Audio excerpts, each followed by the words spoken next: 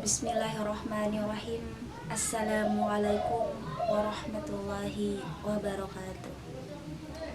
Alhamdulillahirabbil alamin. Wassalatu wassalamu ala asyrafil anbiya'i wal mursalin sayyidina wa maulana Muhammadin wa ala alihi wa ashabihi azmain. Amma ba'du. Sebagai hamba Allah yang beriman, marilah kita panjatkan puji dan syukur kehadirat Allah Subhanahu wa Ta'ala yang telah memberikan kita kekuatan, kesehatan, lahir dan batin kepada kita semua.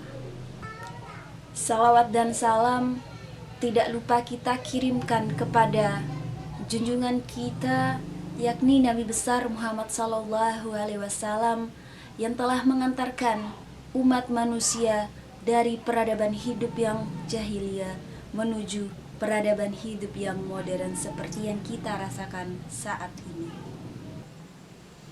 Adapun judul ceramah yang insya Allah saya sampaikan pada kesempatan ini yakni ilmu pengetahuan sebagai bekal sumber daya manusia yang berkualitas.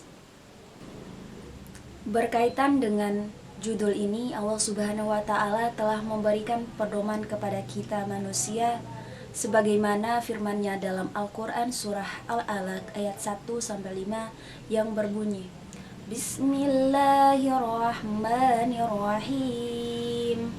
Iqra' bismi rabbikal ladzi khalaq. Khalaqal insana min 'alaq. Iqra' wa rabbukal akram. Alladzi 'allama bil qalam 'allamal insana ma lam ya'lam. Dari ayat ini dapat kita lihat dan pahami bahwa ayat pertama dari seluruh rangkaian wahyu Allah Subhanahu wa Ta'ala yang telah dicantumkan dalam Al-Qur'anul Karim adalah memberi pendidikan membaca yang sudah tersurat seperti Al-Qur'an dan yang tersirat seperti kejadian alam atau fenomena-fenomena perubahannya. Ini berarti bahwa ilmu pengetahuan tidak akan mungkin kita dapatkan jikalau hanya berdiam diri dan menghayal saja, baik melalui pendidikan formal maupun pendidikan non-formal. Berkaitan dengan ini, Al-Hasan pernah berkata, jika sekiranya tidak ada ilmu pengetahuan, niscaya manusia akan sama saja seperti binatang. Jika kita melihat diri kita masing-masing, maka pernyataan ini bukanlah suatu alasan. Karena dengan ilmu pengetahuan, kita mampu membedakan mana sesuatu yang baik dan yang buruk. Dengan ilmu pengetahuan, kita dapat mengetahui mana yang haram dan mana yang tidak haram. Dan dengan adanya ilmu pengetahuan, kita mampu membedakan mana yang bukan kepemilikan kita dan mana yang milik kita.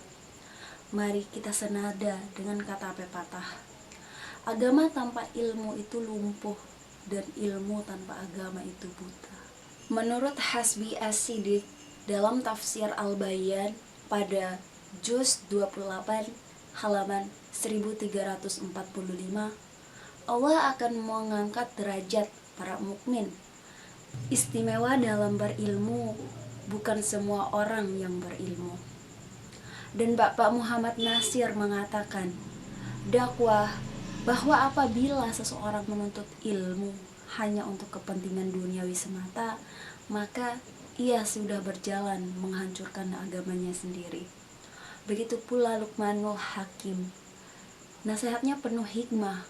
Ia mengatakan, rapatkanlah lututmu dengan para alim, sehingga mengalir hikmahnya kepadamu. Ini semua adalah motivasi untuk kita semua dalam hal melakukan kebaikan. Menuntut ilmu adalah sebuah kewajiban yang tidak dapat ditunda-tunda, di mana sebelum penyesalan itu datang di kehidupan kita. Apalagi zaman sekarang, ayah sibuk dengan internet dan bisnisnya, ibu sibuk dengan lipstiknya, dan anak sibuk dengan main handphone. Ya, maka saat itulah manusia lupa akan kewajibannya dalam menuntut ilmu. Wajarlah jikalau orang tua merasa sedih jika anaknya tidak mengerti bahasa Inggris. Wajarlah jika orang tua merasa sedih jika anaknya tidak bisa matematika, dan merasa ketinggalan jika anaknya tidak mengenal komputer. Tapi ketahuilah bahwa tiada kemalangan yang paling malang, yakni ketika anak-anak dan generasi kita jauh dari agama dan kosong dari rasa keimanan. Kaum muslimin dan muslimat yang dirahmati Allah Subhanahu wa taala, dari apa yang telah saya sampaikan tadi bisa kita tarik kesimpulan, yakni ilmu pengetahuan dan teknologi tanpa didukung oleh sumber daya manusia yang memadai, maka bagaikan angan-angan saja. Sumber daya manusia tanpa ditopang oleh moral yang tinggi, maka akan mengalami erosi kepribadian. Moral yang tinggi akan tercapai manakala manusia-manusianya memancarkan sinar keimanan. Setelah semua terpenuhi, maka akan terlahir manusia-manusia yang merangkul dunia tanpa melupakan akhirat dan mengejar akhirat tanpa membiarkan dunia. Mungkin sekian yang bisa saya sampaikan. Bila ada salah kata, harap dimaafkan. Wabillahi taufiq wal hidayah. Wassalamualaikum warahmatullahi wabarakatuh.